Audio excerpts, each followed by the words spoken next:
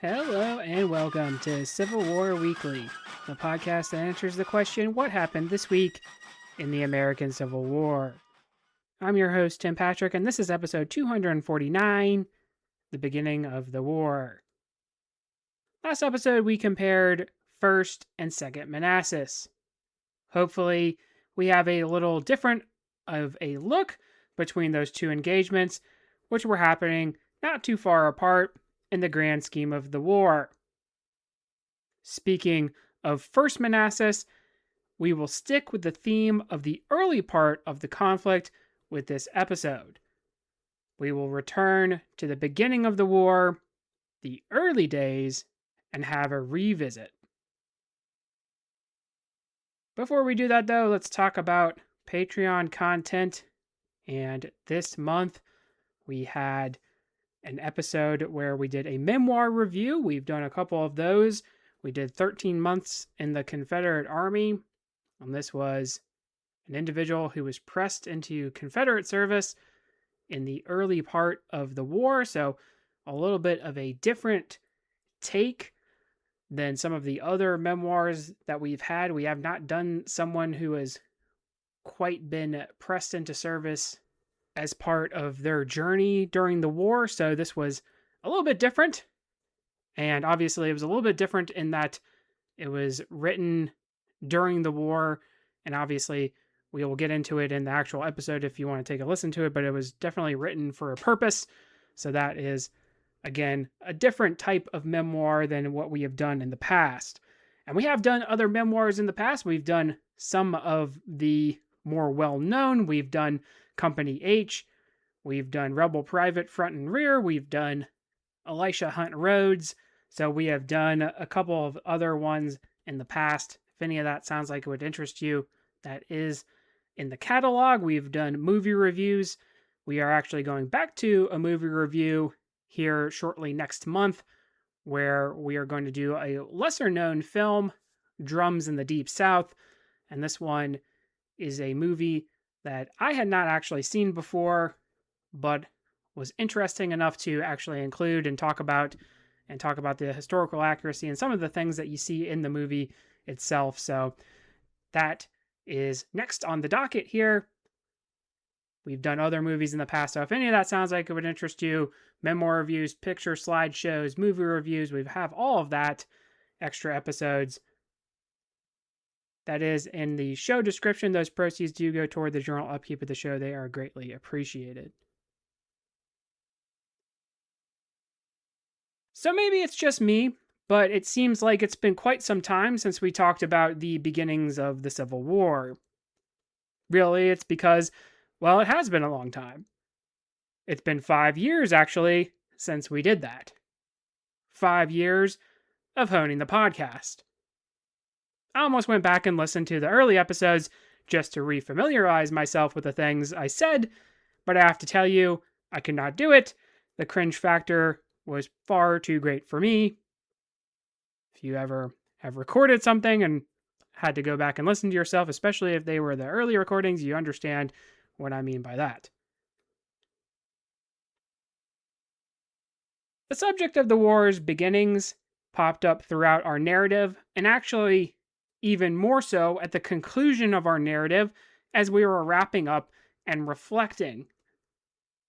But safe to say, it's been a while since we talked Lincoln, his election and inauguration, and Fort Sumter. Even when we did it the first time, I think we realized how complex and interesting the tale really was compared to what we usually see in your grade school history class. Because what do you actually learn in those classes? Lincoln was an abolitionist and Republican, and then you have North versus South, etc., etc. But when you actually go and look, things weren't really quite like that. Lincoln wins the election, and so the South will secede. And while there is some truth, with most things, there is also complexity. It's not always so black and white. It is also not so black and white that Lincoln shows up and has an easy go of it. He has to essentially start playing the political game immediately, and he's going to be dodging assassination attempts while he does it. By the end, he's not going to be a Republican, as we talked about in our narratives. Not all of the South was secessionist. Not all of the North were Republicans, and they certainly were not all abolitionists. Remember the theory that the Republicans are the ones who get him assassinated, or at the very least, they will look the other way when faced with the conspirators. But that is a long way off. In 1861, Edwin Stanton is not going to even be in the picture at this stage. But why is this all important? I suppose it is a fair enough question to ask. Why does it necessarily matter? Why does it make me cringe when someone says that Gettysburg was fought over shoes? Shoes were mentioned. Shoes were a usual thing requisitioned by armies. It's a great story. However, it's not necessarily correct. The real answer is complicated. And quite frankly, if we're not willing to take on the complicated things, then why bother? Everything is not always black and white, and that's okay. I know it's easier that way, but I prefer if it wasn't in some cases. So understanding the ins and outs, I think, is worthwhile to go over for one, but for another, I think the story is actually kind of interesting. There has been a lot of focus recently on the beginnings of the war in books and pre-war in some shows and films. Why is that? Well, because the story is a good one. Fort Sumter is not just Beauregard shows up, rolls up the cannons, and then blasts away. So let us forget that version of events and reintroduce ourselves in what went on in April 1861 and then even before. The hard part of an episode like this, though, is where do you even begin? Well, before we begin chronologically with what we know now, I think we can begin with setting the mindset of the South, notably more so the Deep South, and then kind of go from there. As we began and then ended our narrative episodes, we mentioned that to say the war was not about slavery would be inaccurate. However, we should note that, as always, there are complications and additional information that we should include. For the Deep South, it probably is more so about slavery because slavery was a way of life. We have talked about how society was built on the institution, and while percentage-wise, the amount of slaveholding individuals was low, the benefit of those within the structure is undeniable. Whether you benefited directly, indirectly, or aspired to be involved in the institution, these are all woven into the mindset of the Southern individual. To perpetuate this setup without alienating the poorer set of whites within the system, the richer planting elite would rely on racial superiority being a key component of the thought process. So when you have the North beginning to attack that society, that way of making a living, that thought process, it becomes an affront on multiple levels. In many ways, it is attacking the Southern aristocracy or Southern whites themselves, so this is why it's a tough subject, especially when you get individuals like William Lloyd Garrison or Frederick Douglass or the writing of Uncle Tom's Cabin. You can tie economic disparity into all of this as well, with the North attacking the institution while also being independent of it. For the Upper South, this might also have been true. However, as we talked about, they were less reliant culturally on slave labor. So the question of whether states within the Republic could do what they wanted to do, including leave that Republic, being an unsolved question, even from the early days of the country, becomes also relevant to them. Remember the constant conversation that we had back then, and still have even now, with how much power the federal government has versus what kind of decisions the states themselves can make. But there lies the issue. What if the federal government is being controlled by those who you believe should not have a say in the way you make your life?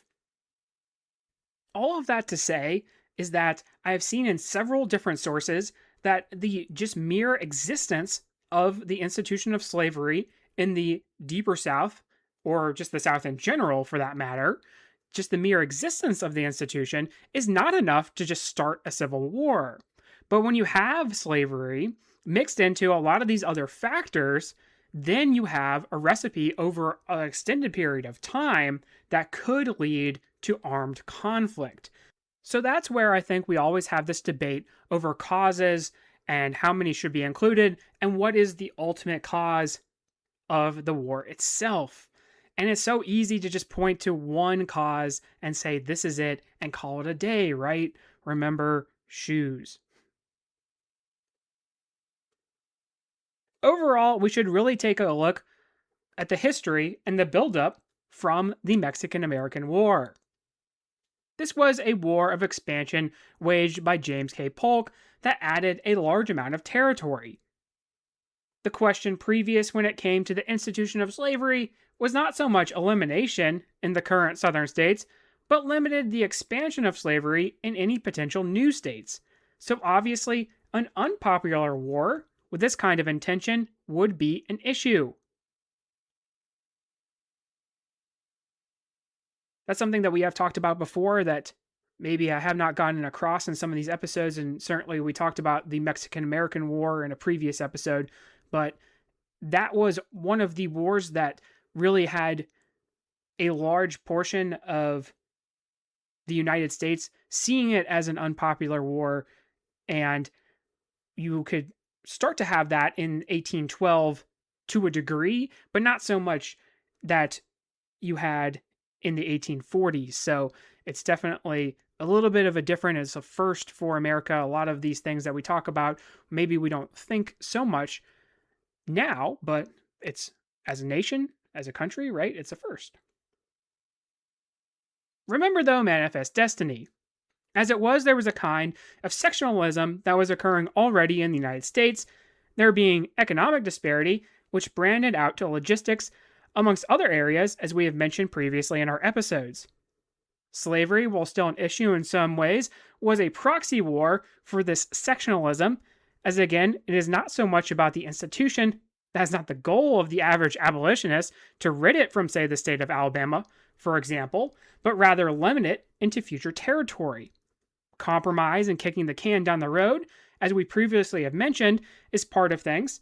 We can talk a little bit also about popular sovereignty, and then state versus federal government, and how we're still fleshing out our identity at this point as well. Take somewhere like New Mexico, though, and we still see that while a territory, there is a 10-year period where a slaveholder can bring those individuals into the territory, but then it will become illegal. So you have things like that in this time period. The Fugitive Slave Act obviously is a battleground because while the average northerner might not have too much of an opinion, this is also bringing the situation to their doorstep. Why should they have to enforce it? This becomes a tool for compromise in the period leading up to the war. Uncle Tom's Cabin is written, which will actually stir up a lot of feelings about the institution, both North and South. Now, I have actually seen it stated that the work is not necessarily Shakespeare, which I think is pretty funny, but it is culturally important nonetheless. Kansas, Nebraska will break the Democratic Party between North and South in the midst of the tension in the meantime. Dred Scott's case brought attention to exactly what was legal and what was not. Well, oftentimes we point to this court case and then we talk about how backwards we were in that time period. The court decision, the court ruling, is essentially that we need to follow the laws that are in place already, and that there needs to be change in those before then we can change the ruling, i.e., look forward to Brown versus the Board of Education, where the result is different, but the heart of the ruling is the same. Follow the law. Just a reminder. Republicans had a presidential nominee in the 1856 election in the form of John C. Fremont, the Pathfinder, although Fremont was sort of an interesting figure in that he was kind of a political mercenary. Martin Van Buren had run as a Free Soiler in a previous election, but remember that the Republican Party is going to be a conglomeration of a lot of different smaller sects. Former Whigs like Abraham Lincoln, Free Soilers, Know-Nothings, abolitionists, with the last being the most concerning. If you were a Republican, it did not necessarily mean that you were an abolitionist, but the South, the Southern planning elite, would see the Wide Awakes, a kind of militant group being formed, as a threat to their way of life and something that could topple the system. If you were a poorer white, then the fear of slave revolt is ingrained within you, which goes hand in hand with the racial superiority the glue of the entire hierarchy. So that is a shared fear with a seemingly militant group, and certainly all are going to be unhappy when something goes down, like in 1859 with John Brown. There had been revolts prior: Denmark Vesey, Gabriel Prosser, and the most successful being Nat Turner. That made a mark. However, John Brown's raid was different. Kansas and Missouri was a battleground in the distance, but it brings the war to the doorstep of the South, and it also brings it to the doorstep of what would become the most important state in the Confederacy. Like with many things, the more that we are told something is ill advised, if we are contrary to that belief, especially if we are truly adopting that thought process, then the more we're actually going to believe it to be beneficial, the more we are going to defend it, right? The North to a lesser degree, but Republicans and abolitionists to a greater degree, are saying slavery is evil, and thus you are evil. So the Southern planter would be contrary to that. What we can see in many of these events throughout this period is that the South will start to be galvanized together, less so in cultural ways, but John Brown especially will tip the scale toward a united front. Now, John Brown is actually an interesting subject, and perhaps we should circle back to it, but the fact that he had many letters connecting him to benefactors in the North is a big part of his story. So not only is it just John Brown and potential servile insurrection, but it is sanctioned by these same individuals who are considering Southern planter elites to be evil. This is something that we definitely need to consider. That perhaps is something that we missed the mark on when we talked about John Brown in our pre-episodes, right? Our setting the table episodes, if you will, in that John Brown's significance, his importance, perhaps is not so much that he's fighting a civil war before the war, and that's something that you see sometimes kind of listed out in terms of Bleeding Kansas, right? It's kind of the prelude to the Civil War, but it's kind of this sort of support that he's getting, and whether or not you think that he truly was kind of a crazy guy, and that's sort of a counter campaign by Northerners to kind of discredit him, to kind of distance themselves once these letters are found, right? That's kind of part of it as well, part of his story. But this is kind of sometimes more significant than all the things that he has done prior to that when it comes to the greater context of the Civil War. So it's definitely something that we overlook. As we may have mentioned before, the ascension of Abraham Lincoln is sort of a surprise. He is seen as a moderate candidate, and to be fair, before the war, he kind of is. Some of the fire eaters are disappointed in that Lincoln might not get the South to secede. To many, though, it seemed like the choices were that Lincoln or Breckinridge would be ripping the country apart. John Bell for the Union Party, and then Stephen Douglas, a Democrat for the North, were alternatives. It's actually kind of crazy to think, right, that there are people in the South who want to form their own country, and when Lincoln gets elected, they're kind of bummed out by it, right? That's something that you don't really hear a lot in some of these histories, but there were guys who definitely wanted someone like Seward, who was seen as a more radical candidate, somebody that would have definitely tipped the scale toward the South actually moving toward full secession. Where the votes fell would be an interesting study, as Lincoln won where he needed to in order to win. In large urban centers of the South, Breckinridge was less popular. Rural areas in general were less popular for Lincoln. Nativists were more for Lincoln, immigrants slightly less leaning. President James Buchanan would be a conundrum during this period between the election of Lincoln and the inauguration. As I've mentioned before, it is this period of time that usually lands him on the list for worst president of all time. Not only does he do nothing actively to stop South Carolina, but he also will sort of throw things on Lincoln's election and admit why the South is upset, but not acknowledge the right of secession. Lincoln, in contrast, will say little towards commenting on the South. It was seen as a lose-lose scenario for Abe to make any comments during his campaign, or even after his election, right? Ironically for the South, he was not an abolitionist at this point, but more of an extinctionist, in the sense that he was more of the opinion that eventually slavery is going to die out. Now, why exactly would he be of that opinion?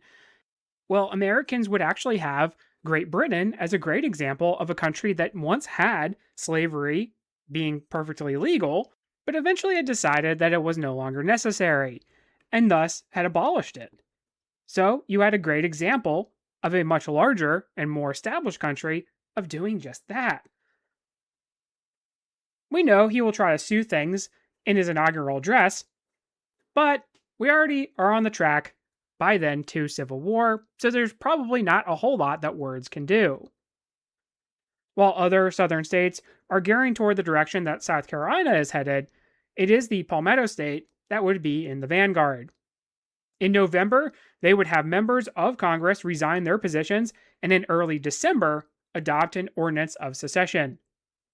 So, again, if we are to put things into a timeline, we can see that Buchanan could have acted in a more decisive way in this brief period of time. Indeed, it will escalate rather quickly. The month of December, senators and cabinet members seeing resignations. Winfield Scott will wish to send a warship to Charleston, and yet Buchanan will pause. South Carolina would lead, and then states in the Deep South would follow, a vested interest in the outcome of the situation there. Let us focus our attention in Charleston, as this is part of the purpose of this episode. As in some of our other Redux episodes, I think that it might be worthwhile just to have the whole story of Fort Sumter kind of laid out into one episode, in that we had kind of a jumbled kind of depiction of it in the early part of our episode. So I wanted to go back and kind of put it all in one episode and hopefully make it even more detailed and clear here. Now, just as there was a lot of uncertainty within the government, so too was there a lot of uncertainty within the U.S. Army.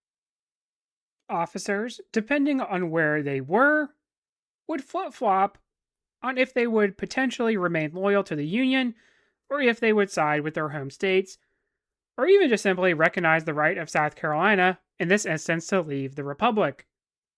Major Robert Anderson was not one who was willing to accept the latter thought process.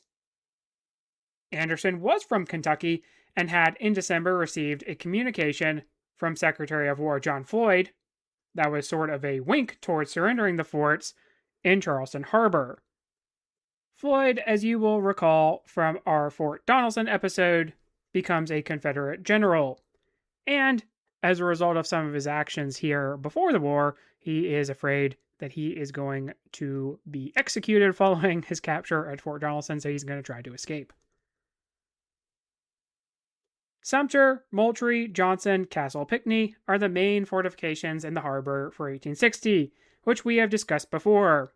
Johnson on James Island, Moultrie on Sullivan, Sumter in the middle, and Pinckney closer to Charleston proper. Anderson is going to have an assortment of future officers under his command, including Abner Doubleday, Samuel Crawford, serving as a surgeon here, Norman Hall, Jefferson C. Davis, Truman Seymour, and John Gray Foster. He will understand that if he will not give up his works and his arms, they will most likely be taken by state forces, so he will remove his command from Moultrie on Christmas, moving into Fort Sumter, which would be more defensible, obviously, from a ground assault, being an island, as we talked about before. J. Johnson Pettigrew will be sent by Francis Pickens, the governor of South Carolina, to suss out the move. Anderson replying that Sumter was indeed more defensible. Batteries would start to be constructed, and state troops would occupy the abandoned forts surrounding the harbor. Winfield Scott would hatch a plan to add 200 regulars to the defense via Star of the West at this time. The USS Brooklyn, commanded by Captain David Farragut, could not be removed from Norfolk, and the draft would not allow for the vessel to enter the harbor. Star of the West could be disguised as a merchant vessel and then enter the harbor, dropping the regulars off. But it would become known that the Star of the West had this as its purpose, and the USS Brooklyn would be dispatched to stop the mission unsuccessfully. January 9th, the vessel would attempt to enter the harbor and would be fired on first by a hidden battery manned by cadets from the Citadel, followed by Fort Moultrie. Major Anderson and the Sumter defenders stood by their posts, prepared to fire on the batteries, but they would hold their fire. Star of the West would head back to New York. The fort defenders were instructed to act defensively, which is the balancing act that was necessary. A note would be sent to the governor of South Carolina in the meantime, saying that since the flag of the U.S. government was flying from the Star of the West, it must have been an error that the shots were fired.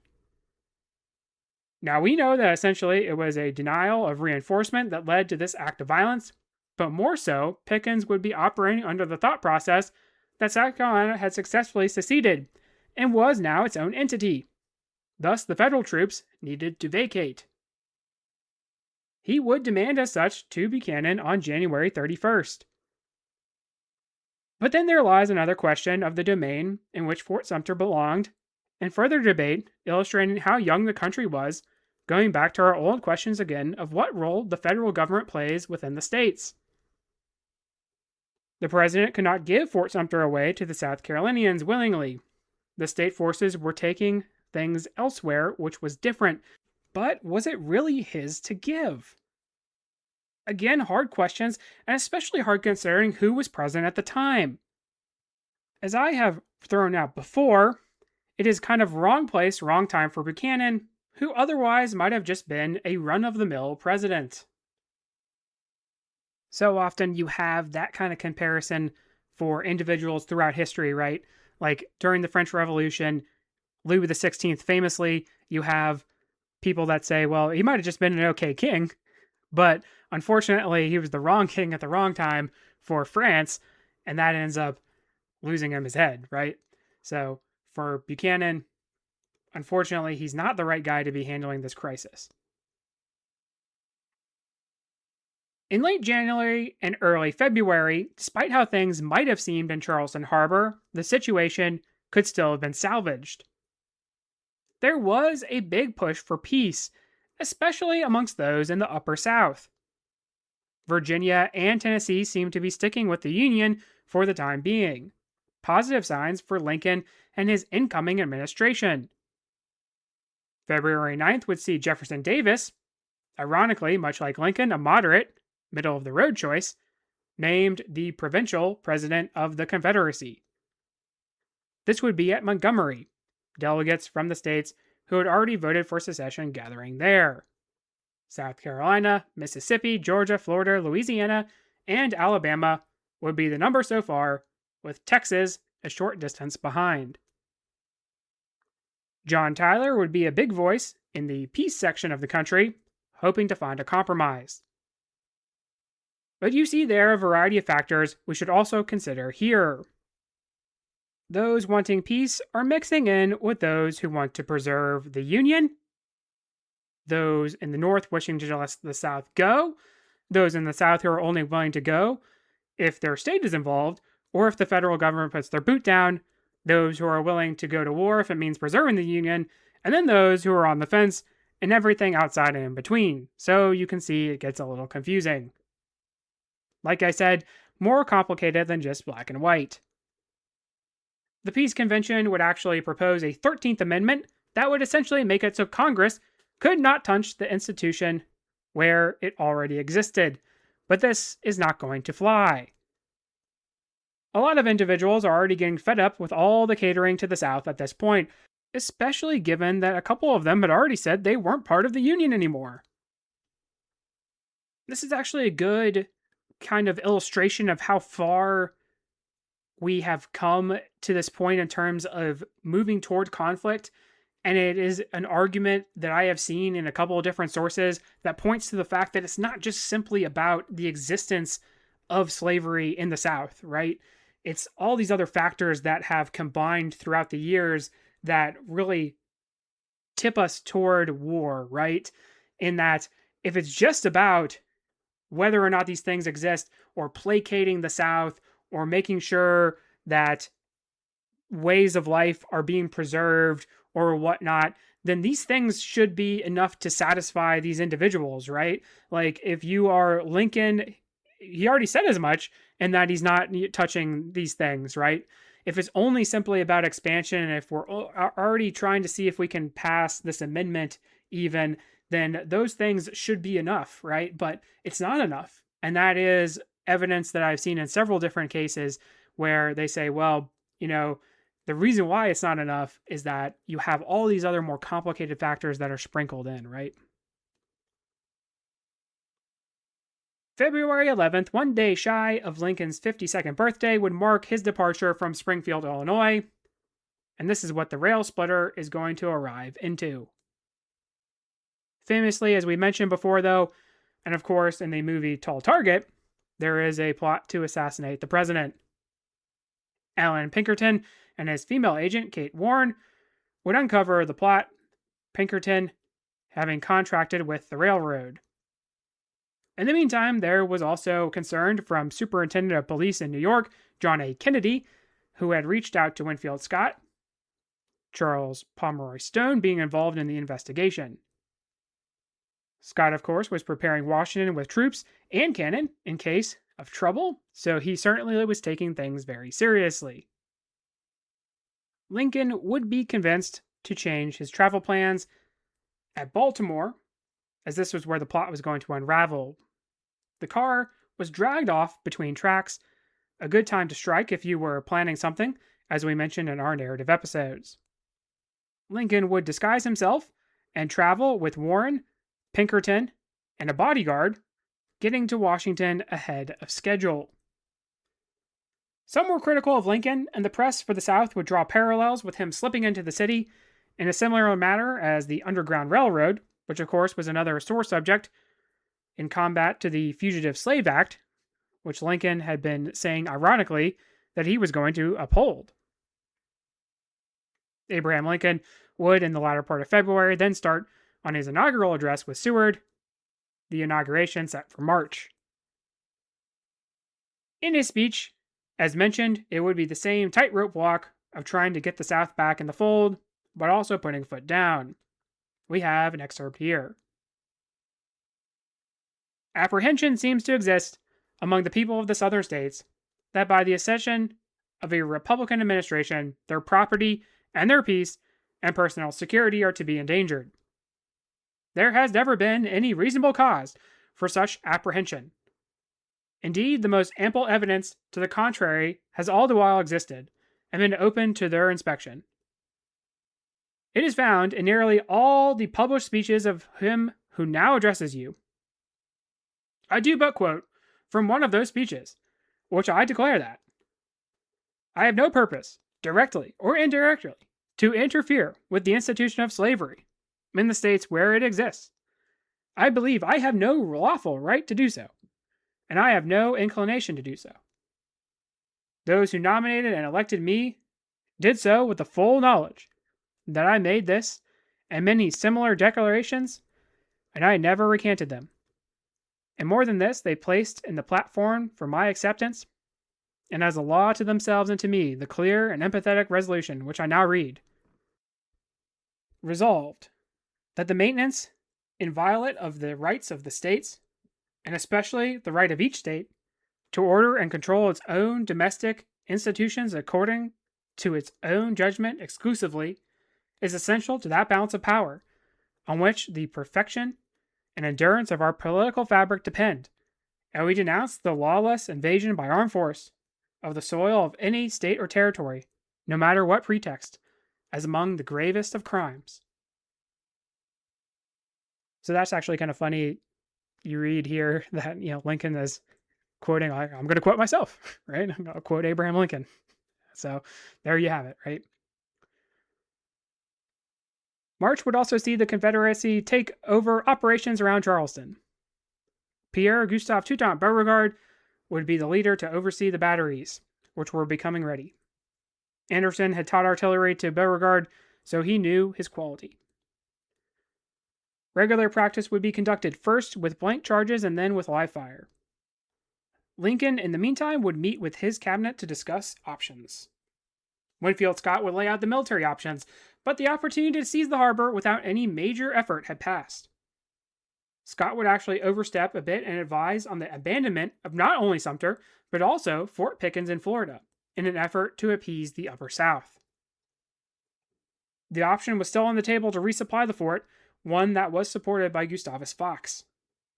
Fox would head to Charleston and lay out his plan for supply to Anderson, allowed to venture to the fort by Pickens. In this kind of weird state of affairs, where the Confederacy was still in its early stages and claiming to be a new country, and yet the federal government was still acting like they were states, and no one was at war because they were either two peaceful entities or they were still one country, things do tend to get a little strange. Overall, Lincoln and Seward would be under the impression that they could still have a general approval of the populace towards remaining in the Union, but the tricky part was how could they keep it that way and still save face? Anderson was not willing to just give up the fort, but supplies were running low. Without the resupply, things could be bad. Beauregard was offering for them to be transported safely elsewhere so long as they just left. For Lincoln, the situation was complicated. He needed to not be the aggressor in the situation, and if they were to put down the rebellion of South Carolina, it would take time to secure what was already had and build up enough troops to meet this threat. He had inherited a situation that was bad to worse. It is no wonder that there seemed to be disagreement even amongst Lincoln and his Secretary of State. Confederates and South Carolinians seemed to be getting the runaround, there being certain promises that were not being kept, whether by Seward or by Ward Layman, Lincoln's bodyguard, who had traveled to Charleston, that the fort was going to be given up. Whether these were earnest assumptions of the situation or bids to buy time, they were frustrating for many involved in the crisis. Seward, even in this early stage, is saying that the country should go to war to galvanize North and South. Could you even imagine that situation? Lincoln, having been sworn in immediately, declares war on Spain for literally no other reason that he needs a distraction. Well, maybe that isn't too far-fetched, I suppose, but still, it seems pretty wild to contemplate because if that failed, you're at war and also facing internal rebellion, and that's a pretty big risk. But man, what a record that would be, right? If you take over as president, not only are you're facing rebellion, you assassination attempt, facing rebellions, declare war all within your first, month of presidency. That's pretty wild, right? No, Lincoln is going to authorize the relief of Fort Sumter via supply, the plan that is laid out by Gustavus Fox. Unfortunately, he would give the task of accompanying the effort to the USS Powhatan, commanded by David Dixon Porter. But he would also give a task for the USS Powhatan to accomplish a similar task at Fort Pickens in Florida. Porter, as such, would be steaming toward Florida, while Fox was putting together several vessels, and a warship capable of going toe-to-toe with the batteries was not going to be there. Major Anderson had realized that his estimate of supplies was incorrect and was running lower than expected, prompting more direct action in the early part of April 1861. By April 8th, the situation had completely deteriorated. Fox had set out, but a storm had hit, which would cause issues. Lincoln and Seward had informed the Confederate representatives that they intended to supply Fort Sumter. Beauregard received instruction to deny this at all costs. Already, supply from Charleston itself had been denied, and now the mail was cut off. The writing, it seemed, was on the wall. But was it exactly? You see, Davis was meeting with his own cabinet to decide, and would make the ultimate decision to fire on the fort before it could be resupplied. But the option was on the table not to do that. It was pointed out by Robert Toombs reportedly that it would be wiser not to, and that they would gain more sympathy if they simply did not. Remember that whoever essentially throws the first punch is kind of important. But Anderson's mail, which includes a line about the onset of the war, had been found, and this was deemed important for the Southerners. They would demand again the surrender of the fort. Refused, Firing from the batteries would commence on April 12th, 1861. Edmund Ruffin, who had done a tour throughout the South from his native Virginia to try to stir up secession, armed with a pike used in the John Brown raid, would fire the first shot. Thus commenced a general bombardment of the work. The strong outer wall would hold up, and for the most part, the fire was inaccurate, Beauregard having not the most well-trained of provisional forces. Mortar fire would be potentially a problem should it get into the fort. In the morning, Abner Doubleday would begin the returning of fire from the fort, although Anderson would hold off on the best guns for the time being. Doubleday would write, "In naming the first gun fired against the rebellion, I had no feeling of self-reproach, for I fully believed that the contest was inevitable, and it was not of our seeking. The United States was called upon not only to defend its sovereignty, but its right to exist as a nation. The only alternative was to submit to a powerful oligarchy who were determined to make freedom forever subordinate to slavery. To me, it was simply a contest, politically speaking, as to whether virtue or vice should rule. My first shot bounded off from the sloping roof of the battery opposite, without producing any apparent effect. It seemed useless to attempt to silence the guns there, for our metal was not heavy enough to batter the work down, and every ball glanced harmlessly off, except one, which appeared to enter an embrasure and twist the iron shutter, so as to stop the firing of that particular gun. I observed that a group of the enemy had ventured out from their entrenchments to watch the effort of their fire, but I sent them flying back to their shelter by the aid of a 42-pound ball, which appeared to strike right in among them." Fox, in the meantime, had gathered his vessels and prepared to enter the harbor, arriving too late as the guns had already begun. Without proper escort, he was not going to be able to assist. The bombardment would continue into the 13th. Mary Chestnut, wife to an aide of Beauregard and famous diarist from the war, would write, "Nobody has been hurt after all. How glad we were last night. Reaction after the dread of all the slaughter we thought those dreadful cannon were making. Not even a battery, the worse for wear. Fort Sumter has been on fire. Anderson has not yet silenced any of our guns.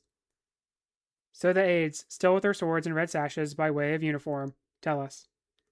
But the sound of those guns makes regular meals impossible. None of us go to table. Tea trays pervade the corridors, going everywhere. Some of the anxious hearts lie on their beds and moan in solitary misery. Mrs. Wigfall and I solace ourselves with tea in my room. These women have all a satisfying faith. God is on our side, they say. When we are shut in, Mrs. Wigfall and I ask why. Of course, he hates the Yankees, we are told. You'll think that well of him." Hot shot would start to be employed by the batteries of the Confederates. Remember that we talked about hot shot all the way back in the beginning of the narratives. Mostly, this was a problem for your 18th century war vessels. It was heated, so it would cause fires. In April of 1861, it would do the trick to light much of the wood within the fort. This would indeed cause a problem, especially considering the gate, as this would become a casualty. A shot had taken down the American flag as it flew over the fort as well, a particular sore spot for the defenders. Food and powder would run out, and after 34 hours of defense and over 4,000 total shots fired, Anderson would agree to entreat with the attacking rebels, Lewis T. Wigfall having rowed out to Fort Sumter. Anderson would surrender the fort, but a 100-gun salute would be fired for the bravery of the defense. In this operation, a piece was not properly swabbed and would ignite prematurely, killing one man and wounding several others. The first official casualties and fatality of the war. As celebrations began in the North and South respectively, Lincoln will do one thing that singularly leads the country further into conflict. The celebration, obviously for the South, was the victory of obtaining the fort. Anderson was celebrating in his defense, the hero of the moment, destined to one day return with the flag and fly it once more over Sumter at the conclusion of the conflict. Lincoln will call on the states of the Union to provide volunteers to deal with the rebellion. Again, seemingly unavoidable, and yet it was a bridge too far for many states, including the Upper South. Virginia, Arkansas, Tennessee, North Carolina all would fold in with the Confederacy. An intriguing personal question for me is always, what if the secession of Virginia could have been avoided? This is not just because this is where I'm from, but rather of its importance to the survival of the Confederacy. For as long as it does, in industry, manpower, and officer corps, it's pretty significant. It is an interesting what if. Could it even have been avoided? Could you have made some sort of concession? Could you have just not called on volunteers from those states to take up arms? Could you have somehow avoided marching through those states? It's hard to say. It would have been hard to be avoiding having some sort of dealings, having to go through Virginia or having to call on Virginia to do their part in the war effort. But if Virginia doesn't join up, if a lot of these states in the Upper South don't join up, then it becomes a harder task for the Confederacy and the war becomes very, very different.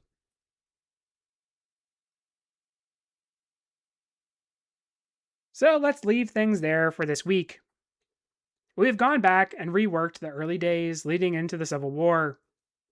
I think maybe it's a good look considering in our narrative episodes, this was a lot more spaced out, so giving a concise, one episode approach might be very helpful. Next week, we return to our analysis series. This time, we check out A.P. Hill, Richard Ewell, and Winfield Scott Hancock. If you like what you hear, please make sure to leave a review. Posted in the description should be a link to the website as well as Patreon. Support for the general upkeep of the show is greatly appreciated. Feedback's always welcome. Questions, comments, concerns. The email is cwweeklypod@gmail.com. Thank you all so much for listening, and have a great week.